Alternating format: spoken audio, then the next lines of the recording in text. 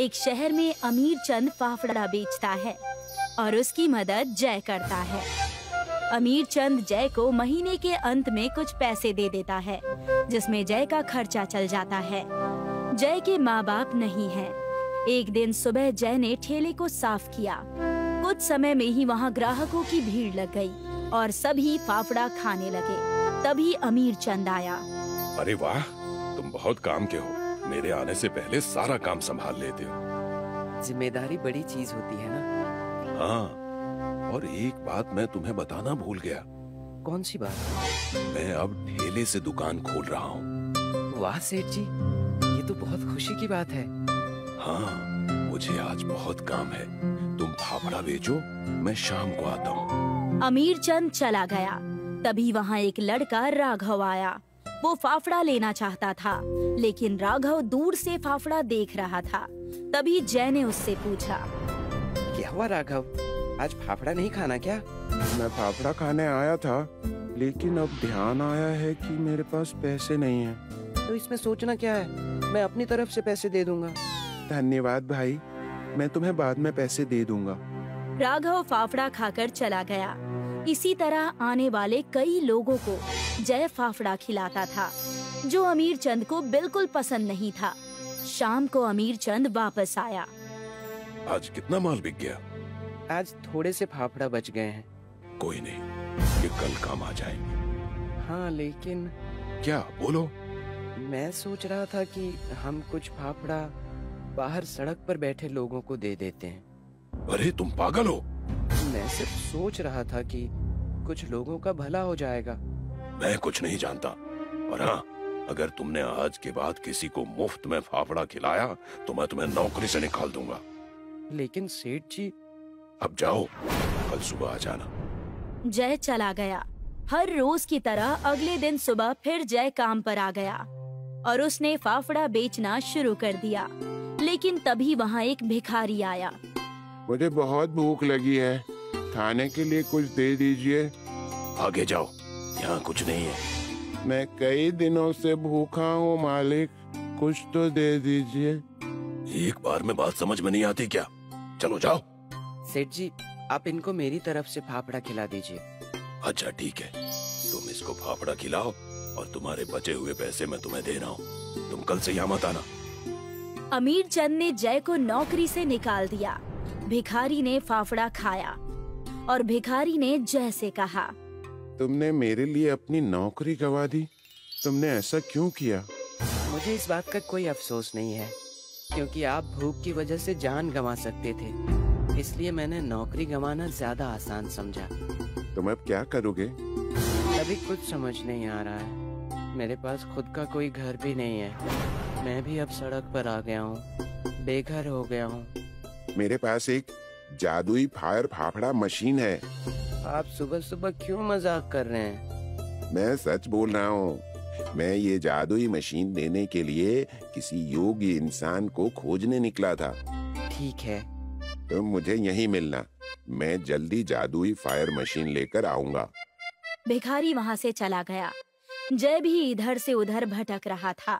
अब ठेले पर अमीर चंद को खुद से काम करना पड़ रहा था, इसलिए अमीर चंद भी परेशान हो रहा था।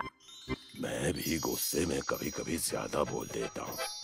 अब अकेले सारा संभालना पड़ रहा है। इतने ग्राहकों को अकेले कैसे संभाल पाऊंगा? मैं व्यर्थ चिंता कर रहा हूँ। जब जय भूखा रहेगा और सोने के लिए उसके पास जगह भी नहीं है, तो वो खुद मेरे पास आएगा और माफी मांगेगा। अमीर चंद को जय की मजबूरी याद आई और वो बहुत खुश हुआ। लेकिन जय सड़कों पर अकेले घूमता रहा। धीरे धीरे शाम हो गई। जय को भूख भी लगने लगी। अब भूख भी लग रही है, खाना खा लेता हूँ। लेकिन रात को कहाँ जाऊँगा? भिखारी भी वापस नहीं आया। जय के पास कोई और रास्ता नहीं था। इसी स्थिति में रात हो गई। आज सड़क पर सोना पड़ेगा। इतनी ठंड भी लग रही है, लेकिन अब क्या कर सकता हूँ? तभी जय को ढूंढते हुए भिखारी आया। उसके हाथ में एक मशीन थी। भिखारी को वापस देखकर जय के चेहरे पर एक खुशी आ गई। मैंने तुमको कितना ढूंढा, लेकिन तुम मुझे मिले नहीं। मुझे लगा कि अब तुम नहीं आओगे, इसलिए मैं वहाँ से आ गया। ये जादुई फाफड़ा फायर मशीन है। अब तुम इससे फाफड़ा बना सकते हो। इसका उपयोग कैसे करते हैं? अभी तुम्हारा दोस्त राघव आ रहा है। अच्छा। हाँ, जो सबकी मदद करते हैं, भगवान भी उनकी मदद करते हैं। तब तक राघव भी वहाँ आ गया।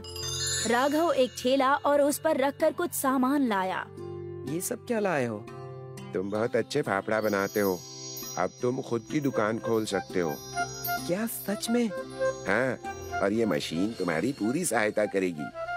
भिखारी ने मशीन को चलाकर दिखाया। मशीन में उसने फाफड़ा बनाने का सामान डाला। मशीन से आग आने लगी और तुरंत दूसरी तरफ से फाफड़ा बनकर बाहर निकलने लगे। जय को ये देखकर बहुत हैरानी हुई। ये कैसे हो सकता है? ये जादू है और इसकी फायर से तुम्हें कभी ठंड भी नहीं लगेगी। ये खुद से जितना चाहोगे फाफड़ा बनाकर दे देगी। लेकिन ध्यान रहे कि तुम्हें हमेशा ऐसे ही ईमानदार बनकर काम करना है। ठीक है, मैं इसका उपयोग सभी का पेट भरने के लिए करूँगा। मैं भी तुम्हारे साथ काम करना चाहता हूँ। हाँ, तुम्हारा स्वागत है दोस्त। ठीक है, हम कल से काम शुरू करेंगे। मैं अब जा रहा हूँ। किसी और को भी मेरी मदद की जरूरत हो सकती है।